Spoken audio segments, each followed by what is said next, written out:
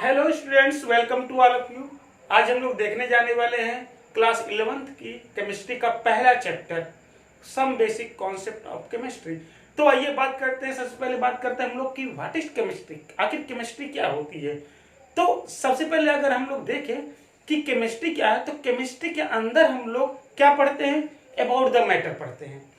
ये पूरे आपके सराउंडिंग, ये पूरा वर्ल्ड में जितना भी मैटर है वो सभी का सभी हम लोग किसके अंतर्गत पढ़ते हैं, केमिस्ट्री के अंतर्गत पढ़ते हैं। केमिस्ट्री की वो ब्रांच जिसमें हम लोग अबाउट द मैटर स्टडी करते हैं उसको हम लोग क्या बोलते हैं, केमिस्ट्री बोलते हैं। तो आइए देखते हैं क्या होती है केमिस्ट्री। तो देखिएगा, व्हाट इज द केमिस्ट्री। तो अगर हम लोग बात करें केमिस्ट्री की, तो देखिएगा केमिस्ट्री क्या है, स्टडी ऑफ मैटर। क्या है केमिस्ट्री, स्टडी ऑफ मैटर। क्या क्या स्टडी करते हैं हम लोग मैटर के बारे में केमिस्ट्री के अंदर। तो देखिए हम लोग स्टडी करते हैं उसका स्ट्रक्चर, स्टडी करते हैं कंपोजिशन, स्टडी करते हैं हम लोग उसकी प्रॉपर्टीज, स्टडी करते हैं उसकी रिएक्शन, स्टडी करते हैं मैटर का यूटिलाइजेशन। तो केमिस्ट्री में हम लोग स्टडी करते हैं अबाउट द मैटर। अच्छा, केमिस्ट्री का जो यूटिलाइजेशन है वो बहुत वाइड है, उसका स्कोप बहुत, पूरे वर्ल्ड पे उसका जो स्कोप है बहुत बड़ा स्कोप है। आज की डेट में हम लोग जितनी भी मेडिसिन का यूज करते हैं सब की सब केमिस्ट्री की ही देन है। पॉलीमर्स का यूज करते हैं, प्लास्टिक का यूज करते हैं, पॉलीथीन का यूज करते हैं, ये सब का सब केमिस्ट्री की ही देन है। तो chemistry is a very useful subject, बहुत इंपॉर्टेंट सब्जेक्ट है और इसमें बहुत बड़ा स्कोप है, बहुत वाइड स्कोप है स्टूडेंटों के लिए और इसको समझना बहुत आसान है। आज से हम लोग एक एक पॉइंट से पूरा एनसीईआरटी को बेस बना करके पूरे लेक्चर्स देखेंगे क्लास 11th के केमिस्ट्री के। तो केमिस्ट्री से ही हम लोगों ने स्टार्ट किया। हम लोगों ने देखा कि आखिर केमिस्ट्री हम क्यों पढ़ते हैं। तो केमिस्ट्री हम मैटर की स्टडी करने के लिए पढ़ते हैं और उसमें हम लोग क्या स्टडी करते हैं, मैटर का स्ट्रक्चर स्टडी करेंगे, मैटर का कंपोजिशन स्टडी करेंगे, प्रॉपर्टी स्टडी करेंगे, उसकी रिएक्शन स्टडी करेंगे और यूटिलाइजेशन स्टडी करेंगे। ओके, तो अब आइए देखते हैं कि ये इतना मैटर के बारे में जो हम लोग पढ़ते हैं तो इतना वाइड स्कोप है। तो हम लोगों ने केमिस्ट्री को फर्दर और 3 ब्रांचों में डिवाइड किया है। केमिस्ट्री को हम लोगों ने 3 ब्रांच में डिवाइड किया है। पहली है फिजिकल केमिस्ट्री, दूसरी इनऑर्गेनिक केमिस्ट्री और तीसरी है इनऑर्गेनिक केमिस्ट्री। तो आइए देखते हैं ब्रांचेस ऑफ केमिस्ट्री। तो पहली बात हम लोग करें किसकी, फिजिकल। तो फिजिकल केमिस्ट्री क्या है बेटा, फिजिकल से ही आप लोग को समझ में आ रहा होगा, मतलब फिजिक्स जैसा कुछ। तो हाँ, फिजिक्स जैसी ही केमिस्ट्री हम लोग यहाँ पे पढ़ते हैं फिजिक्स केमिस्ट्री में। मतलब कहने का जितनी भी रिएक्शन होती हैं उन रिएक्शनों को करवाने के जो कॉन्सेप्ट होते हैं, जो प्रिंसिपल होते हैं, उन सब कॉन्सेप्ट और प्रिंसिपल की स्टडी हम लोग किसके अंतर्गत करते हैं, फिजिकल केमिस्ट्री के अंतर्गत करते हैं। टू स्टडी द कॉन्सेप्ट या प्रिंसिपल ऑफ रिएक्शन। तो लिख लेते हैं हम लोग इसमें, इसके लिखने से क्या है, to study the principle and concept of reaction. क्योंकि हम लोग जब मैटर की स्टडी करेंगे तो मैटर की रिएक्शनें करवा देखेंगे और किस प्रकार से हमको रिएक्शन करानी है, कैसे रिएक्शन करानी है। तो उन सबके जो कॉन्सेप्ट होंगे, वो जो प्रिंसिपल्स होंगे, वो क्या मतलब केमिस्ट्री के जितने भी कॉन्सेप्ट होते हैं, फॉर्मूला होते हैं, प्रिंसिपल होते हैं, उन सभी की स्टडी हम लोग फिजिकल केमिस्ट्री के अंतर्गत ही करते हैं। दूसरा अगर हम लोग बात करें, दूसरी है इनऑर्गेनिक केमिस्ट्री। क्या है बेटा, इनऑर्गेनिक केमिस्ट्री। तो इनऑर्गेनिक केमिस्ट्री की अगर हम लोग बात करें तो इनऑर्गेनिक केमिस्ट्री के अंतर्गत हम लोग पढ़ते हैं क्या, एलिमेंट के बारे में। क्या हम लोग स्टडी करते हैं, to study the element, about the element. जितने भी एलिमेंट हैं इस समय आज की डेट में ऑल ओवर वर्ल्ड 118 118 एलिमेंट क्या है, पाए गए हैं। अब उन सभी 118 एलिमेंट की जो हम स्टडी करते हैं वो इनऑर्गेनिक केमिस्ट्री के अंतर्गत करते हैं। तो क्या लिख सकते हैं, स्टडी ऑफ एलिमेंट। पीरियड के जितने भी एलिमेंट है उन सभी की स्टडी हम लोग किसके अंतर्गत करेंगे, इनऑर्गेनिक केमिस्ट्री के अंतर्गत करेंगे। तीसरी ब्रांच है इसकी ऑर्गेनिक केमिस्ट्री। ऑर्गेनिक केमिस्ट्री, तो बात करें ऑर्गेनिक केमिस्ट्री की, तो बेटा ऑर्गेनिक केमिस्ट्री में हम लोग स्टडी करते हैं कार्बन के कंपाउंड की, और मेन स्टडी करते हैं हम लोग हाइड्रोकार्बन की। हाइड्रोकार्बन क्या होते हैं, कार्बन और हाइड्रोजन से मिलकर बनने वाले कंपाउंड को हम लोग क्या बोलते हैं, हाइड्रोकार्बन बोलते हैं। तो इन ऑर्गेनिक केमिस्ट्री में हम लोग पढ़ते हैं किसके बारे में, हाइड्रोकार्बन के बारे में पढ़ते हैं, या कार्बन के कंपाउंड के बारे में पढ़ते हैं। अच्छा, इसमें अगर बात करें तो हम लोग इनऑर्गेनिक में बाकी एलिमेंट की तो स्टडी कर लेते हैं, उसके कंपाउंड की भी स्टडी कर लेते हैं, लेकिन कार्बन के कंपाउंड के लिए हमको भाई एक अलग ब्रांच बनानी पड़ गई। ऐसा क्या खास बात थी भाई कार्बन में, कुछ तो खास था। तो कुछ तो खास था, तो मैं बात करूं कि जितने भी एलिमेंट हैं उनका किंग है कार्बन। कार्बन एक ऐसा एलिमेंट है, वो इतने कंपाउंड बनाता है कि ये बाकी बचे हुए 117 मिलकर भी उसका मुकाबला नहीं कर पाते हैं, इतने ज्यादा कंपाउंड बनाता है। इसीलिए हम लोग को कार्बन की कंपाउंड की स्टडी करने के लिए अलग से ब्रांच बनानी पड़ती है। अब क्यों इतने सारे कंपाउंड बनाता है, तो कार्बन के पास कुछ स्पेशल प्रॉपर्टीज होती हैं। क्लास 10th में आप लोगों ने पढ़ा होगा, जैसे कैटेनेशन। कार्बन के पास क्या प्रॉपर्टी होती है, कैटेनेशन की प्रॉपर्टी होती है, मतलब सेल्फ लिंकिंग की प्रॉपर्टी होती है। और पीरियडिक टेबल में इसका जो प्लेस है वो भी बड़ा यूनिक है, ये ना तो ज्यादा साइज में बड़ा है ना ही छोटा है, और भी बहुत सारी प्रॉपर्टी हैं। कार्बन के पास स्पेशल प्रॉपर्टीज है, जिसकी वजह से इसके लिए हमको अलग से एक केमिस्ट्री में ब्रांच बनानी पड़ गई। तो हम लोग क्या लिख सकते हैं इसमें, ऑर्गेनिक केमिस्ट्री हम लोग क्या स्टडी करते हैं, स्टडी ऑफ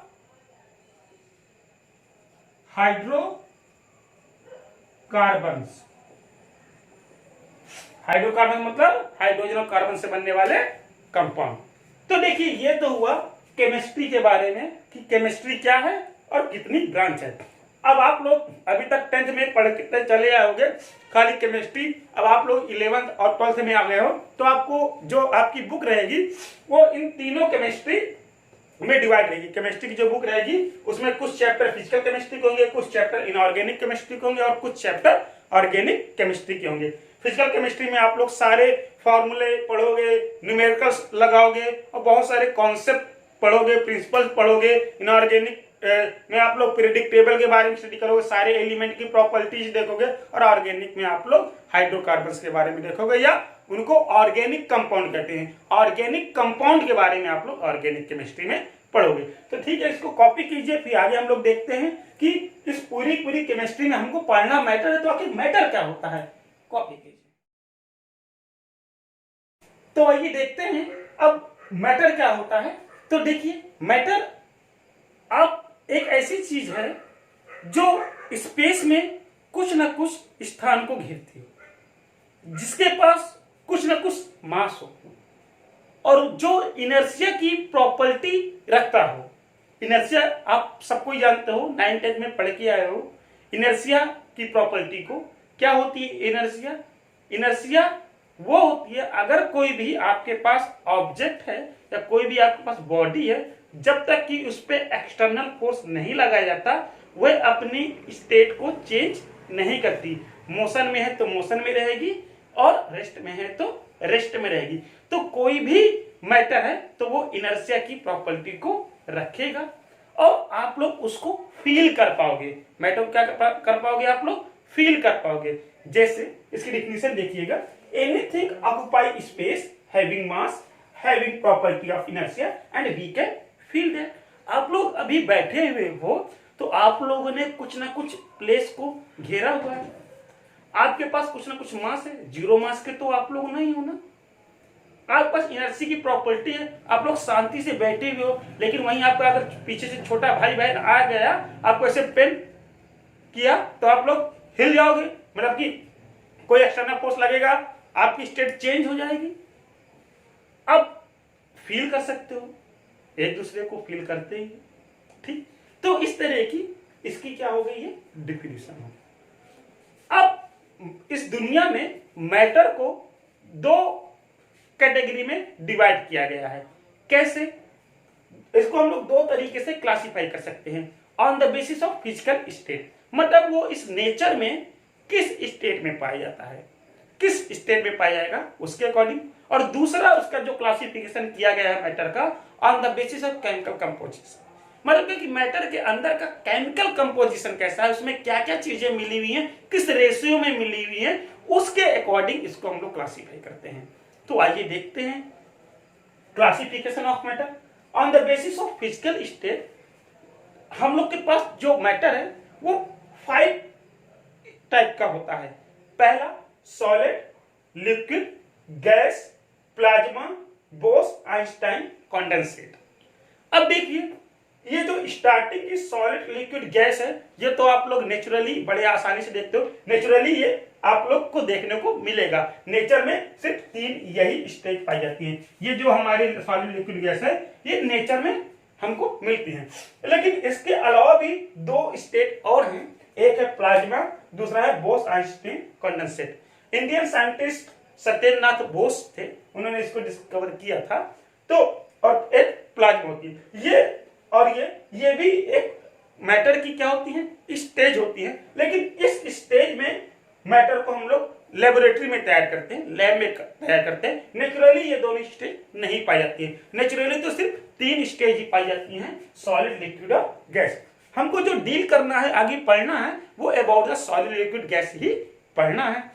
अब दूसरा बात करें on the basis of chemical composition, तो प्योर और इम्प्योर है। इनके बारे में भी डिस्कस करेंगे कि प्योर क्या है, इम्प्योर क्या है, आगे डिस्कस करते चलेंगे हम लोग। लेकिन अब हम लोग एक एक को उठाते हैं और इसका डिटेल स्टडी करते हैं। तो हम लोग सबसे पहले देखते हैं फिजिकल स्टेट के अकॉर्डिंग क्लासिफिकेशन ऑफ मैटर। ठीक, इसको कॉपी कीजिए, हम लोग इसको नेक्स्ट देखते हैं।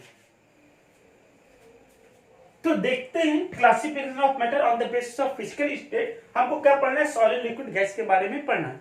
अब सबने छोटी क्लासेस में पढ़ा ही होगा कि सॉलिड में जो इंटरमॉलिक्यूल्स होते हैं, जो मॉलिक्यूल्स होते हैं, वो क्या होते हैं बेटा, बहुत पास पास होते हैं। तो देखिए आप लोगों ने पढ़ा है, यहाँ पे जो मॉलिक्यूल्स होते हैं वो क्या होते हैं, बहुत पास पास होते हैं। अगर हम लोग बात करें लिक्विड की, तो लिक्विड में जो मॉलिक्यूल्स होते हैं कंपेयर टू सॉलिड थोड़ा दूर दूर होते हैं। और गैस की अगर हम लोग बात करते हैं तो गैस में तो ये बहुत ही ज्यादा दूर दूर होते हैं। क्लियर? तो देखिए, तो हम लोग इसकी जो पहली प्रॉपर्टी देखें तो इंटरमॉलिक्यूलर जो गैप है, इंटरमॉलिक्यूलर गैप, इंटरमॉलिक्यूलर जो गैप है हमारा, वो क्या है, बहुत ही कम है, वेरी मिनिमम। क्या है, बहुत मिनिमम गैप है। क्या होगा, मिनिमम है, सबसे कम है।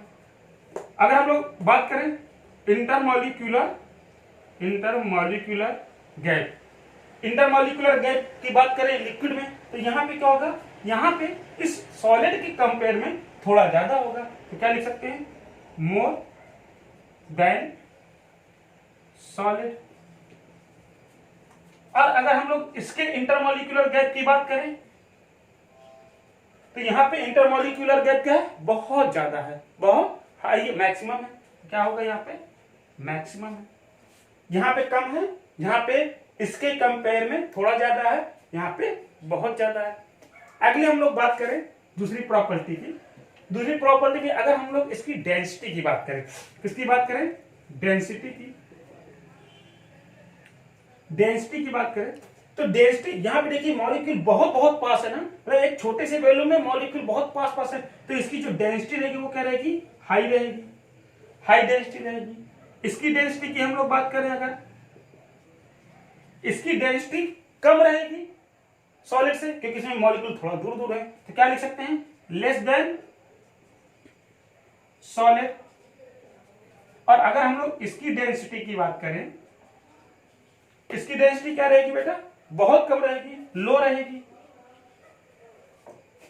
अब अगर इंटरमॉलिक्यूलर फोर्स की बात करें, यहां पे देखते हैं अब अगला, इसमें जो इंटरमॉलिक्यूलर फोर्स है, intermolecular force of attraction, IMFA, intermolecular force of attraction. इसके मॉलिक्यूल बहुत पास पास हैं, तो इनके बीच में लगने वाला फोर्स भी क्या होगा, बहुत हाई होगा। अब जैसे से इनके बीच की दूरी बढ़ती जाती है वैसे वैसे फोर्स भी क्या होता जाता है, कम होता जाएगा। यहाँ पे बहुत पास है तो यहाँ पे फोर्स क्या होगा, बहुत हाई होगा, very high intermolecular force, very high intermolecular force. अब अगर हम लोग बात करें यहाँ पे इंटरमॉलिक्यूलर फोर्स ऑफ अट्रैक्शन की, तो इसका intermolecular force of attraction solid के कंपेयर में क्या रहेगा, लेस रहेगा, कम रहेगा। तो क्या लिख सकते हैं, लेस देन सॉलिड। और इसका इंटरमॉलिक्यूलर फोर्स ऑफ अट्रैक्शन क्या रहेगा, बहुत ही कम रहेगा, वेरी लो रहेगा। क्या रहेगा, लो या निग्लिजिबल के बराबर रहेगा। ठीक, अब अगली हम लोग बात करें इसकी, अब इसकी हम लोग अगर शेप और साइज की बात करें, किसकी बात करें, शेप और साइज की, शेप एंड साइज। तो इसका जो शेप और साइज है दोनों क्या रहेगा, फिक्स रहेगा। क्या रहेगा, फिक्स रहेगा। इसका बात करें शेप एंड साइज, इसका जो शेप और साइज है वो बेटा फिक्स नहीं रहेगा। आप लोग लिक्विड को जिस तरीके के कंटेनर में डालते हो ये उसी का शेप और साइज में क्या होता है, आ जाता है। देखिएगा ये क्या होगा, इसका शेप और साइज क्या रहेगा, इसका भी फिक्स रहेगा। अगर हम लोग बात करें शेप एंड साइज गैस की, तो गैस का शेप एंड साइज जो होता है वो फिक्स नहीं होता है, या जैसा भी होगा पूरे में फैल जाती है, ठीक है ना, नॉट फिक्स। ओके, अब अगर हम लोग बात करें किसकी, वॉल्यूम की, तो सॉलिड का वॉल्यूम क्या है, फिक्स है। लिक्विड का वॉल्यूम भी क्या है, फिक्स है।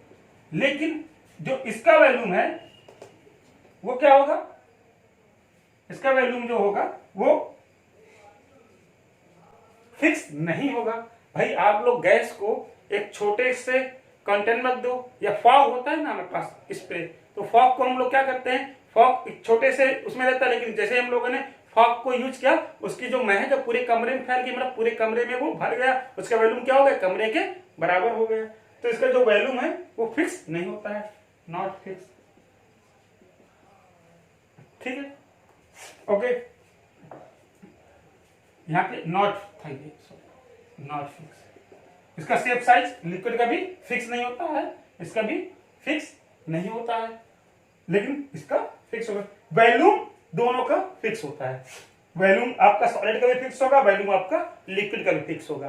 क्यों फिक्स होता है, क्योंकि जो सॉलिड और लिक्विड होते हैं बेटा वो इनकम्प्रेसिबल होते हैं, उनको हम लोग कंप्रेस नहीं कर पाते हैं।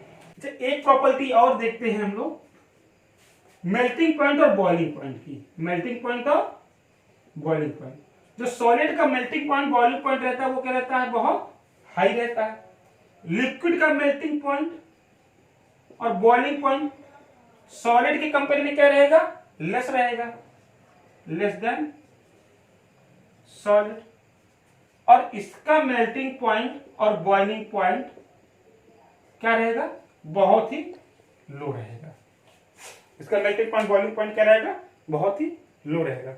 अब एक प्रॉपर्टी और हम लोग देखते हैं इसकी, इसके जो मॉलिक्यूल हैं सॉलिड के मॉलिक्यूल अपनी जगह छोड़ के माइग्रेट नहीं करते। सॉलिड के जो मॉलिक्यूल रहेंगे वो अपनी ही जगह में क्या करते रहेंगे, वाइब्रेट करते रहेंगे। एक छोटी सी बेंच में 3 लोगों को अगर दबा के बैठा दिया जाए तो क्या वो अपनी जगह से हिल डुल पाएंगे, फिर अपनी जगह में क्या करेंगे, ऐसे वाइब्रेट करेंगे ना। तो वैसे ही इस छोटी सी स्पेस में बहुत सारे मॉलिक्यूल आपस में बिल्कुल ठूसम ठूसा भरे हुए हैं, तो ये क्या करेंगे, अपनी जगह में क्या करते सिर्फ वाइब्रेट कर सकते हैं, अपनी जगह से इधर उधर माइग्रेट नहीं कर सकते हैं। तो इसकी ये बहुत इंपॉर्टेंट प्रॉपर्टी है, किसकी, 7वीं प्रॉपर्टी। जो मॉलिक्यूल होंगे, मॉलिक्यूल इसमें क्या होंगे, molecule can not migrate but they can vibrate, they can vibrate। लेकिन अगर हम लोग बात करें लिक्विड और गैस की, तो लिक्विड और गैस के जो मॉलिक्यूल होते हैं वो एक जगह से दूसरे जगह पे आसानी से फ्लो कर जाते हैं। फ्लो कर जाते हैं मतलब क्या, इसके पास बहने की प्रॉपर्टी होती है, फ्लो करने की प्रॉपर्टी होती है। लिक्विड और गैस दोनों के मिलाकर हम लोग इसीलिए क्या बोलते हैं बेटा, फ्लूइड बोलते हैं। क्या बोलते हैं, फ्लूइड। क्यों फ्लूइड बोलते हैं, क्योंकि इनके पास बहने की प्रॉपर्टी होती है। इसके मॉलिक्यूल क्या करेंगे, माइग्रेट कर सकते हैं। तो इनके पास क्या है, फ्लो होने की प्रॉपर्टी है, और सॉलिड के पास फ्लो होने की प्रॉपर्टी नहीं है। फ्लो होने की प्रॉपर्टी नहीं है मतलब इसके जो मॉलिक्यूल है वो माइग्रेट नहीं करते हैं। इसके मॉलिक्यूल अपनी जगह में क्या करते हैं, सिर्फ वाइब्रेट करते हैं। लेकिन लिक्विड और गैस के मॉलिक्यूल क्या करते हैं बेटा, फ्लो करते हैं। क्या करते हैं, फ्लो करने की प्रॉपर्टी होती है, मतलब इसके मॉलिक्यूल माइग्रेट कर जाते हैं। अच्छा, बात करें अगर हम लोग सॉलिड की और बात करें तो सॉलिड आपका जो होता है ना, सॉलिड बेटा दो टाइप का होता है। कितने टाइप का होता है, दो टाइप का होता है। एक तो होता है क्रिस्टलाइन सॉलिड, और एक क्या होता है, एमॉर्फस। एक होता है क्रिस्टलाइन, एक होता है एमॉर्फस। अच्छा, क्रिस्टलाइन और एमॉर्फस सॉलिड में क्या फर्क है, तो क्रिस्टलाइन सॉलिड में क्या होगा, जो उसके क्रिस्टल्स होते हैं, सॉलिड के जो क्रिस्टल होंगे ना वो वेल अरेंज्ड होंगे, एक ऑर्डर में होंगे। जैसे हम लोग बात करें, इसमें जो